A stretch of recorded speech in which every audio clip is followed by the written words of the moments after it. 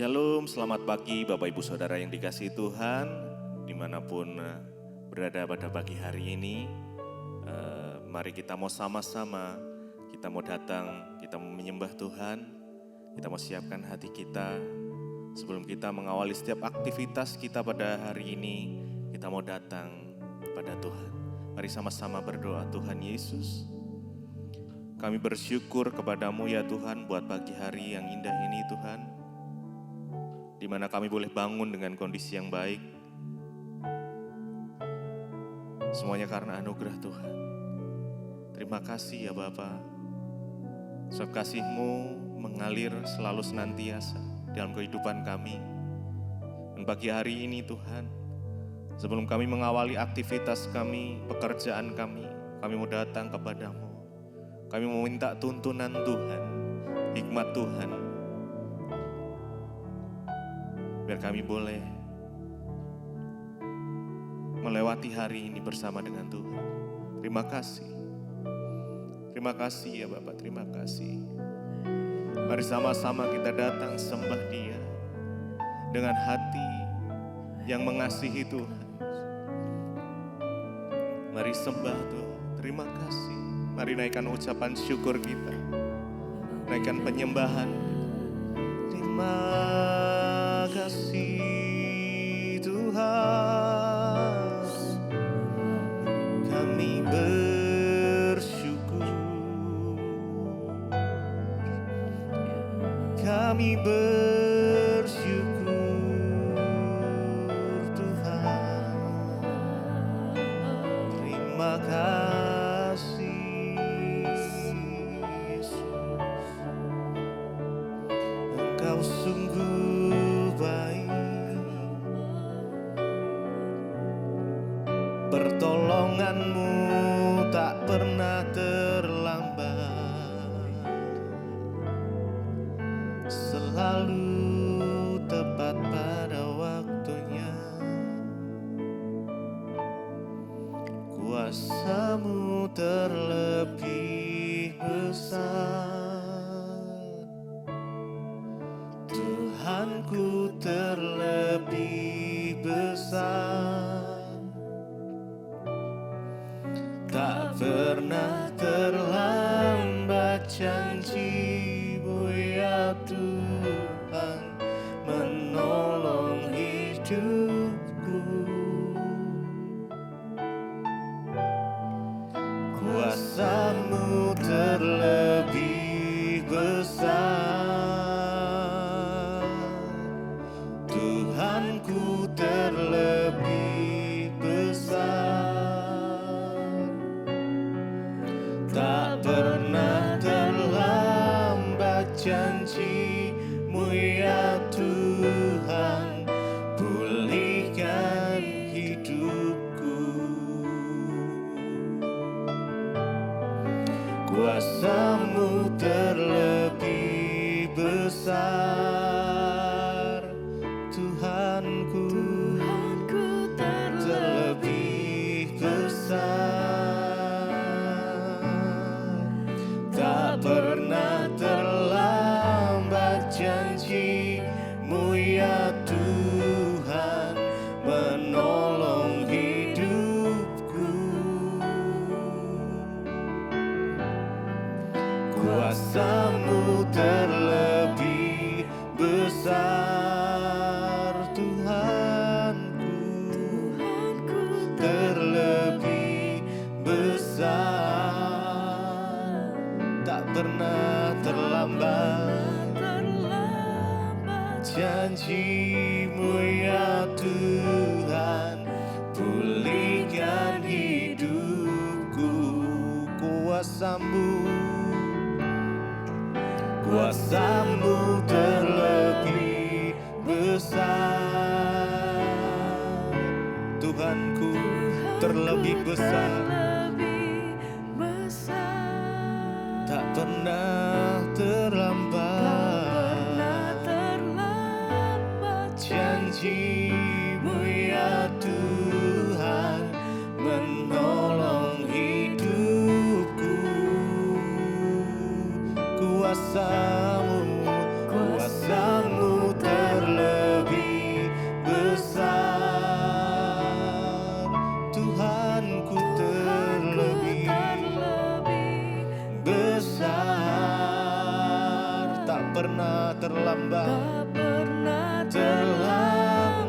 janji-Mu ya Tuhan, pulihkan hidupku. Oh, tak pernah terlambat pertolongan-Mu Tuhan, selalu tepat pada waktunya. Janji-Mu ya dan amin. Terima kasih. Kami sembah Engkau Yesus, kami sembah Engkau Tuhan. Kami datang menghampiri tata-Mu Yesus.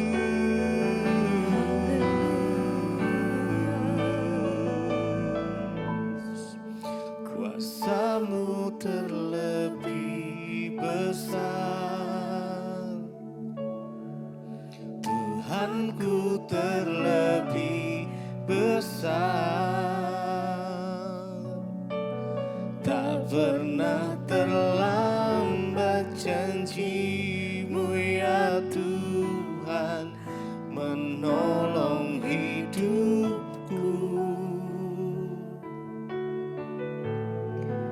Kuasa-Mu terlebih besar,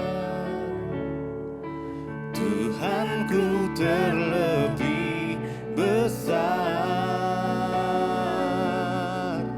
Tak pernah terlambat janji-Mu ya Tuhan, pulihkan hidupku. Oh, kuasa-Mu terlebih besar, Tuhanku terlebih besar. Tak pernah terlambat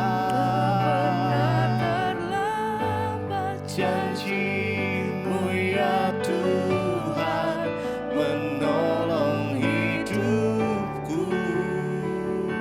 Kuasa-Mu terlebih besar, Tuhanku terlebih besar. Tak pernah terlambat janji-Mu ya Tuhan, pulihkan hidupku. Kau pulihkan aku, Kau pulihkan Tuhan. Kami percaya perbuatan-Mu ajaib. Yesus, kami mau menyembah-Mu, kami sembah Engkau ya Tuhan. Kami sembah Engkau Yesus, dengan segenap hati kami menyembah-Mu, berikan pujian kami. Terima kasih ya Tuhan. Hanya Engkau yang layak untuk disembah, hanya Yesus yang layak untuk ditinggikan. Pagi hari ini Tuhan, biarlah kuasa-Mu memenuhi setiap kami, hadirat-Mu memenuhi setiap kami, dimanapun kami berada pada pagi hari ini. Biar kami boleh menikmati kasih-Mu ya Tuhan, menyembah-Mu lebih lagi ya Tuhan Yesus. Terima kasih. Haleluya. Aku sembah, aku sembah, ku sembah,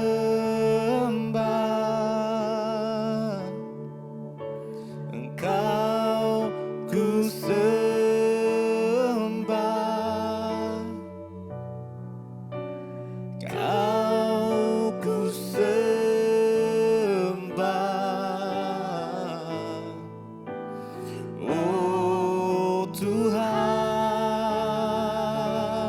Mari sama-sama sembah Dia. Kau ku sembah,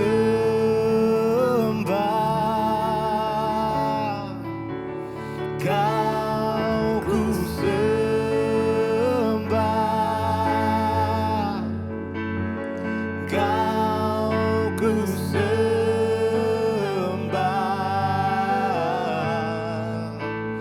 Oh Tuhan, sembah Dia, sembah Dia.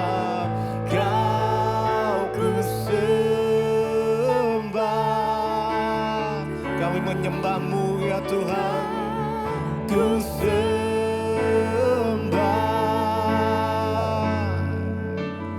Kau ku sembah.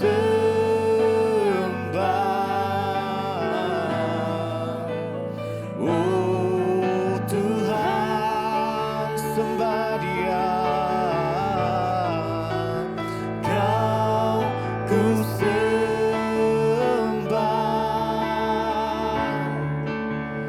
Kau ku sembah,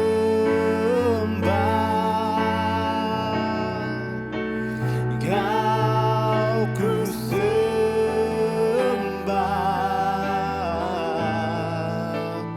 Oh Tuhan,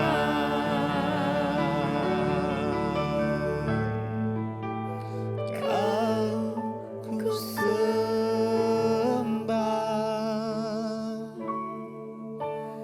Kau ku sembah,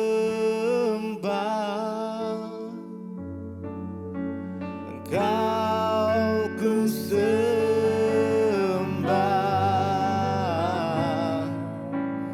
Oh Tuhan,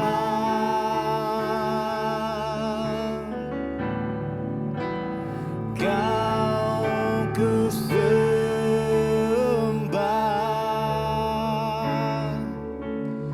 Kau ku sembah,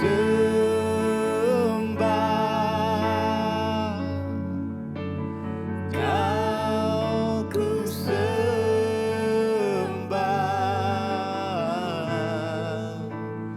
Oh Tuhan.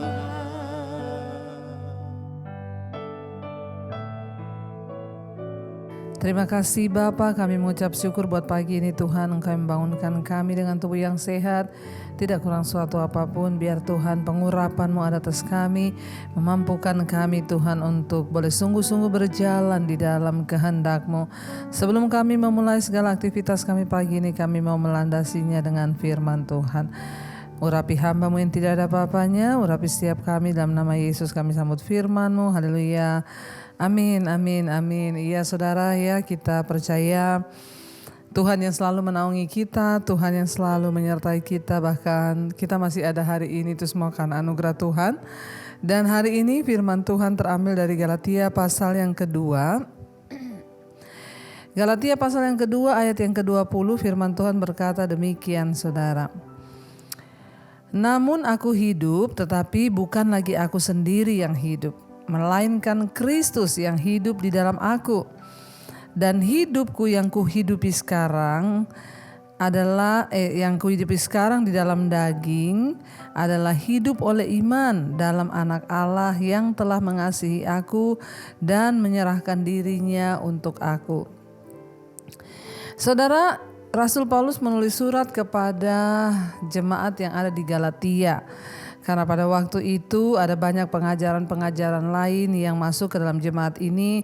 Ada Injil lain yang diberitakan, karena itu Rasul Paulus mengingatkan jemaat yang ada di Galatia agar mereka hidup berhati-hati tentang pengajaran-pengajaran yang menyesatkan.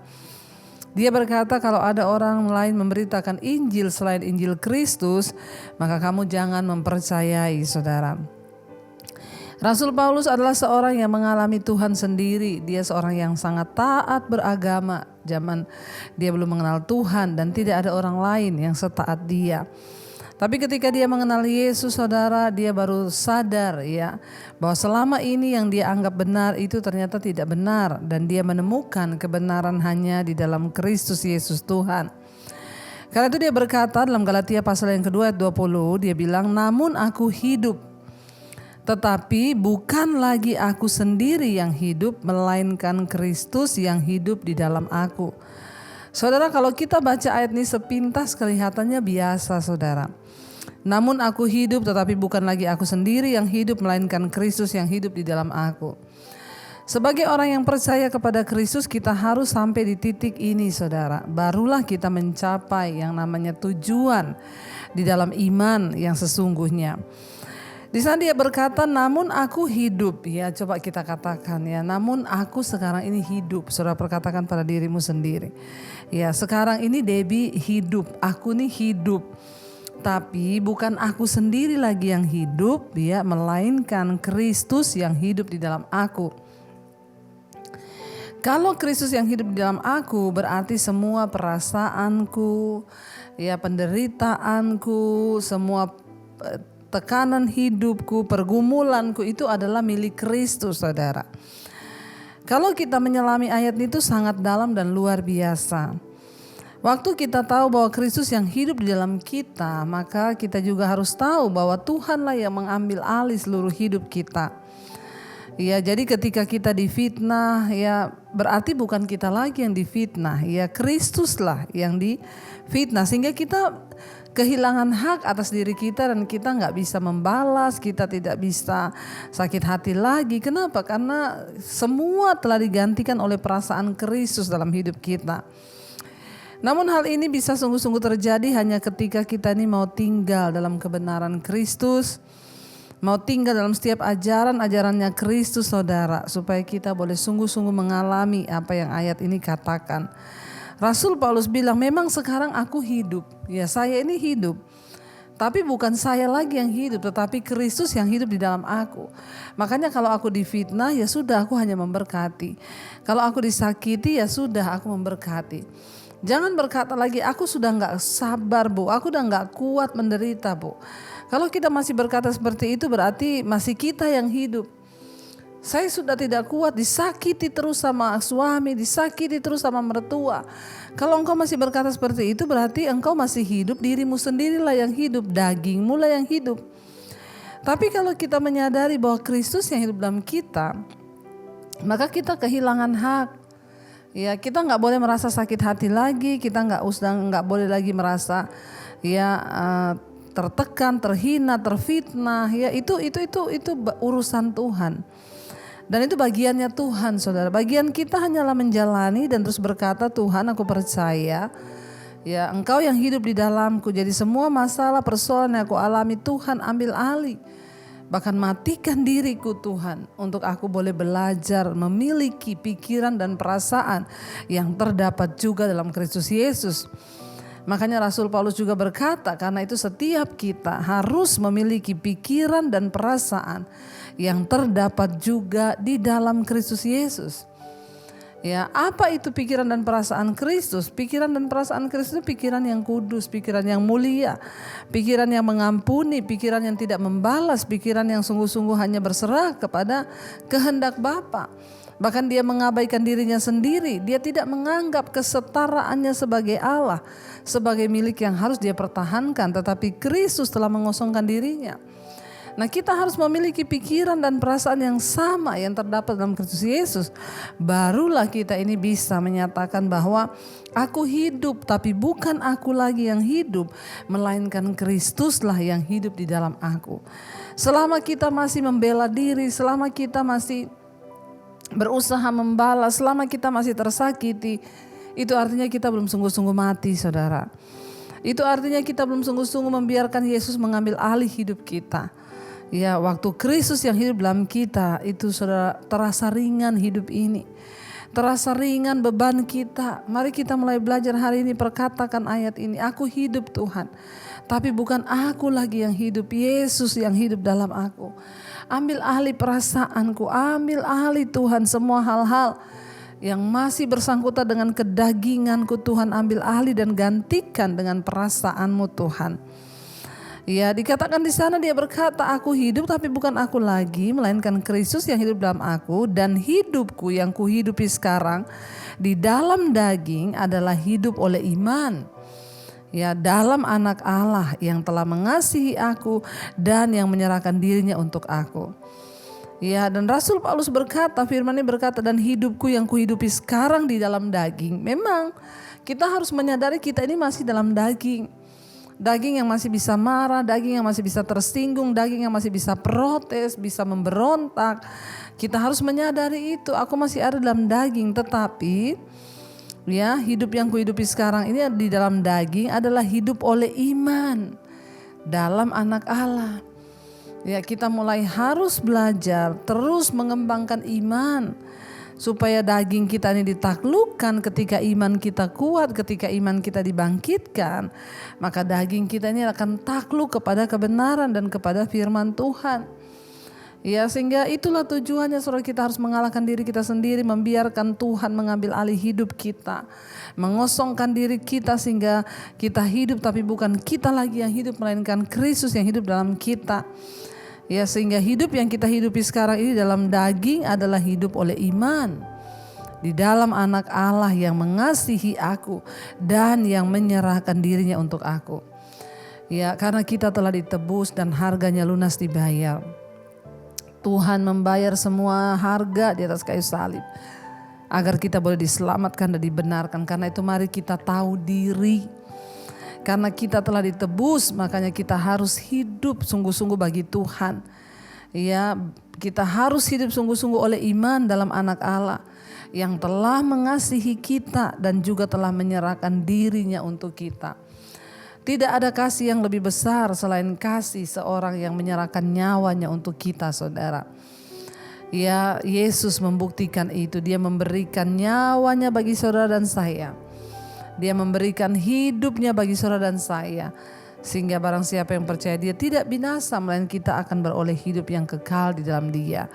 Karena itu saudara, mari kita menyadari sepenuhnya bahwa Tuhan yang telah menebus kita, Dia yang telah mengasihi kita dan menyerahkan dirinya untuk kita. Karena itu kita harus hidup bagi Dia. Kita mati bagi diri kita sendiri. Dan kita harus belajar sungguh-sungguh hidup untuk Tuhan. Biar kita mau datang dalam hadirat Tuhan pagi ini. Kita mau naikkan ucapan syukur dan ungkapan hati dan ungkapan mulut kita kepada Tuhan. Bahwa Tuhan, kami ini telah mati karena harganya lunas dibayar, Engkau telah menebus kami. Kami percaya Tuhan, Engkau yang sudah mati bagi kami di atas kayu salib, memberikan nyawa-Mu, pengorbanan yang termulia Engkau berikan bagi kami. Karena itu kami mau mati bagi diri kami sendiri dan kami mau belajar hidup untuk Tuhan. Mari katakan bersama pujian ini, saudara.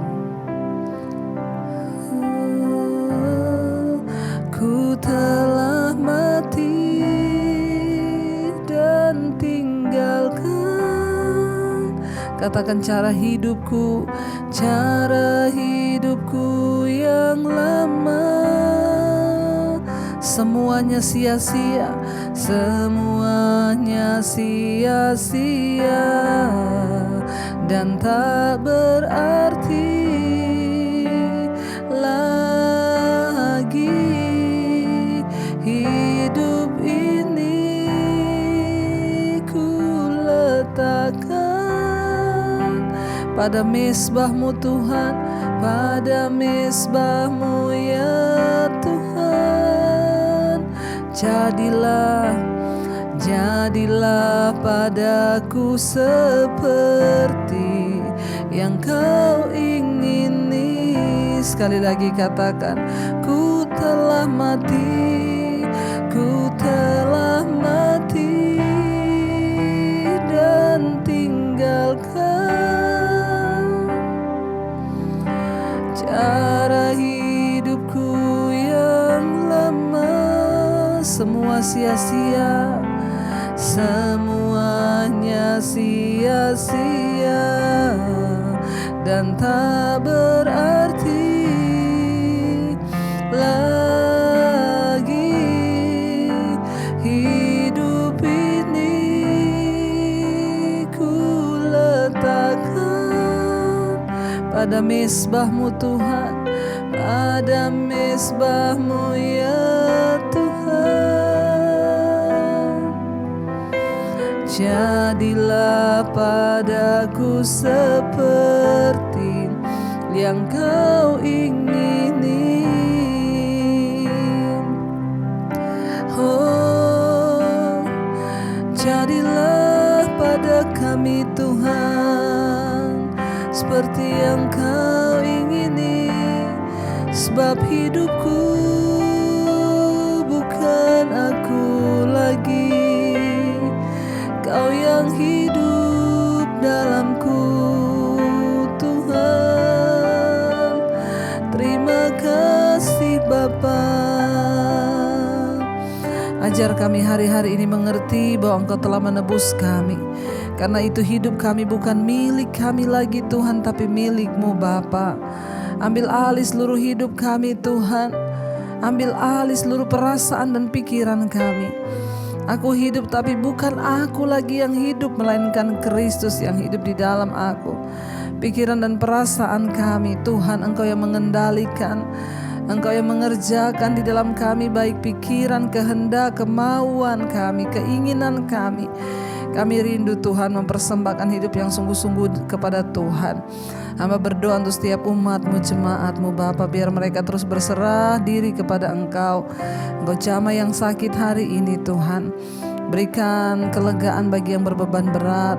Kami berdoa Tuhan untuk setiap mereka yang bekerja di rumah, di luar kota, yang bersekolah, berkuliah. Tuhan memberkati agar semua yang kami lakukan hari ini mendatangkan perkenanan, perlindungan Tuhan sempurna. Kami berdoa juga, hamba berdoa khususnya bagi yang berulang tahun hari ini. Umur panjang di tangan kanan, kekayaan hormat di tangan kiri. Tuhan tambahkan hikmat untuk boleh terus kuat menjalani hidup ini. Apapun yang menjadi pergumulan kami, Tuhan menjadi jawaban. Berkati untuk bangsa kami Indonesia, Bapak Presiden Jokowi, wakilnya, seluruh jajaran kabinet yang ada. Tuhan menjagai bangsa kami dalam ketentraman-Mu ya Bapa. Juga bangsa-bangsa Tuhan memberkati di 5 benua, Asia, Afrika, Amerika, Eropa, Australia. Tuhan jagai. Terima kasih Bapa. Kami percaya anugerah-Mu cukup bagi kami, memampukan kami. Mari kita berdoa. Bapa kami, Bapa kami yang ada dalam sorga, dikuduskanlah nama-Mu. Datanglah kerajaan-Mu, jadilah kehendak-Mu di bumi seperti di sorga. Berikanlah kami pada hari ini makanan kami yang secukupnya, dan ampuni kami akan kesalahan kami, seperti kami juga mengampuni orang yang bersalah kepada kami. Dan janganlah membawa kami dalam pencobaan, tapi lepaskanlah kami daripada yang jahat. Karena Engkau yang punya kerajaan dan kuasa dan kemuliaan sampai selama-lamanya. Mari buka hati dan tangan-Mu, terimalah kiranya berkat dari Allah Bapa, cinta kasih Tuhan Yesus Kristus, penyertaan Allah Roh Kudus menyertai hidupmu mulai hari ini bahkan sampai kali yang kedua. Tuhan Yesus datang menjemput kita. Nama-Mu tercatat dalam kitab kehidupan. Dalam nama Tuhan Yesus yang mengaku percaya, diberkati Tuhan, katakan bersama amin, amin, amin. Tuhan Yesus memberkati. Shalom dan selamat pagi.